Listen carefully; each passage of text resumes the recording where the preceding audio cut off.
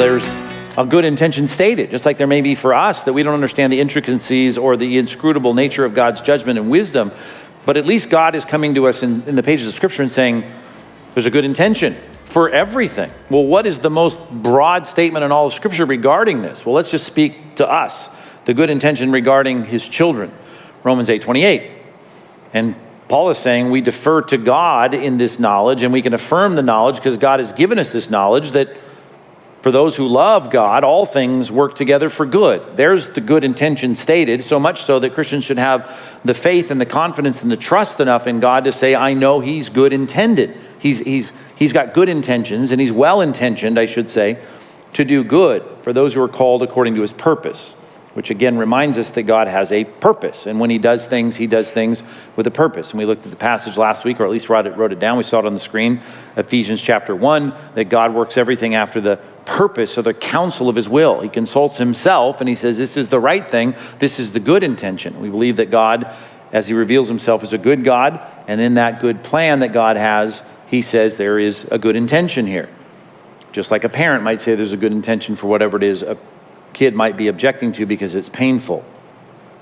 So that's the stated intention. That's all I want to do is you could put a number of passages up there. You can turn to Romans 8:28 sometime and look up every cross-reference you can find. There's plenty of expressions of God's good intention in the world that he created. He didn't just create it good in Genesis 1 and 2 and say it's good, it's good, it's good, it's very good, and then say, well, it's messed up now and there's no good purpose. God is carrying out his good purpose throughout the pages of Scripture and states it as a good intention. Well, what are some of them? And I just think as a cumulative case, let's look at some of the things that God specifically says. Here's some good that I bring from the things that you don't like. The pain. The sentient beings that I've created don't like these things, but these things end up doing good in these ways. So here's 7. Let's start with number 1. Number 1 is that it drives us to him. That there is a stated theme throughout Scripture that pain, as C.S. Lewis liked to say, as he said it on the death of his wife, that pain is God's megaphone, right? He speaks clearly. And of course, what is he doing? He's calling people to himself. He says, you need to seek me and I'll let myself be found by you, but you got to turn to me. You got to seek me.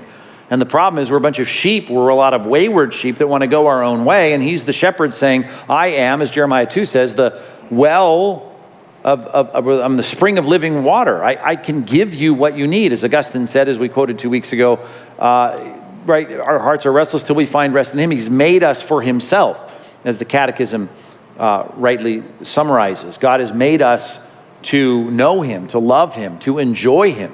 And so he has to call people to himself. And one of the things he uses to get that done is pain. It gets our attention. As 2 Chronicles 6 says, in the building of the temple, whatever prayer, whatever plea is made by any man or by all your people Israel, each knowing his own affliction and his own sorrow, stretching out his hands toward this house. And then it goes on to say, God, please answer them. So think that through. Even the premise in Scripture of people calling out and making a plea to God and coming to the worship center is based on the fact that so much of that is motivated by the catalyst is people, as it says here, is their affliction and sorrow. We don't like to think of it that way, but think about all the reasons that people would ever even come to church today.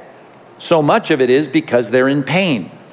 And it's right that God would, as Lewis said, might whisper to us in our pleasures, right? And that's true, but he's going to shout to us in our pain. And so there's something good about that. When people are given a sphere of reality and of function that does not, in our case, the visible reality in which we live, we don't have an invisible God present in our eyeballs or moving the inner bones of our ears. We don't have that kind of interaction with this God because he dwells in unapproachable light. Well, how do we seek this invisible God? Well, one of the ways is through the affliction and sorrow of people's hearts turning to him. And that's a good thing. Matter of fact, when you're dealing with a non-Christian who's going through hard times, say, hey, one of the reasons God has allowed suffering and evil in the world is for you to see your need for the God who's ultimately going to set you up for eternity. So this is a good thing. And one day you'll look back on the affliction if it brings you to God and makes you cry out and plead in a prayerful plea to God, it will make you grateful. You will thank God for that pain. And I'll bet there's some people in this room I could give the microphone to, and you could get up and tell your story. And pain was a very important part of God bringing you to see your need for God. Am I right about that? You can smile at me if that's true. And pain is a tool through which God brings you to him. If there were nothing else on the list, that would be a good one. The affliction and sorrow of people's hearts stretching out their hands toward God. In that case, in the physical manifestation of a worship center that Solomon had just built. God is going to, much like a parent out there trying to get his kid to go to football practice.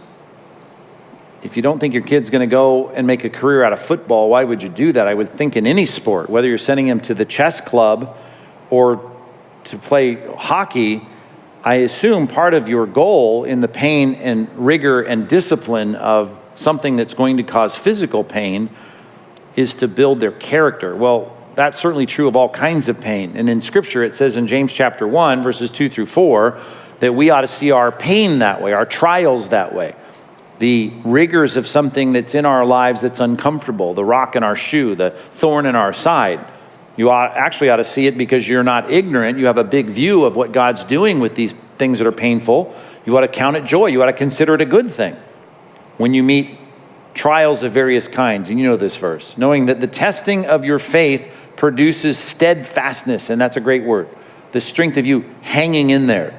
Let that steadfastness have its full effect, that you may be teleos. You can be perfect. You can have a completeness in your character. Right? Perfect and complete, lacking in nothing. God is building character, and one of the things that he allows to have happen in the lives of every creature he's created is pain. Think about that. Even the angelic class. You don't think it was painful to watch the rebellion that took place for the elect angels? I mean, there's got to be in that experience something that changes everything. And so it is for us in the experience of pain that makes us the kind of people that God is trying to create for himself. And if you think about all possible worlds, I just think theoretically, and this is all theoretical, but you think about all possible worlds, there's something about the human beings that God creates through a painful world that is made that ends up on the other side, probably creating people to be hard to imagine that have that experience without the pain that is inherent in the fallen world that we live in. It certainly strengthens the people that God has made. They're not complete until they go through the testing of fire. They're forged. And there's a burning of the dross away, if you will. Number 3, certainly in a world filled with temptations, and to think about temptations, it's the thing that keeps us from falling into those temptations, the sin that we're supposed to deny ourselves. 2 Corinthians chapter 12, verse 7. Paul says the pain that he experienced as a Christian, of course, and we know this passage as well, very familiar, 2 Corinthians 12:7, to keep him from becoming conceited because of the surpassing greatness of the revelation, a thorn was given to me in the flesh, a messenger of Satan to harass me, to keep me from being conceited, which is an incredibly paradoxical thing to say. Satan fell to that very sin. The greatness of his, not in that case revelation, but his position of power and honor and majesty, his beauty, he fell into conceit. Paul says the pain, along with the privilege, keeps me from falling into the same temptation that he fell into. And now God is going to use Satan's messenger to accomplish in my life something that will keep me from falling into the sin that Satan fell into. That's just an ironic thing. That's an interesting thing that God would explain it in those terms, knowing that the very problem with Satan was his conceit. Now, Paul can say, I can avoid that sin because of the pain that I had that even Satan, I mean, you could say it humanly speaking, didn't have, that didn't prevent him from falling into the sin that he did fall into. To keep us from sin. Discipline, the pain that's involved in whatever it might be that will keep us in that disciplined mindset is a pain that God said is used for good to keep us where we need to be, away from the sins that can so easily entangle us, to quote Hebrews 12.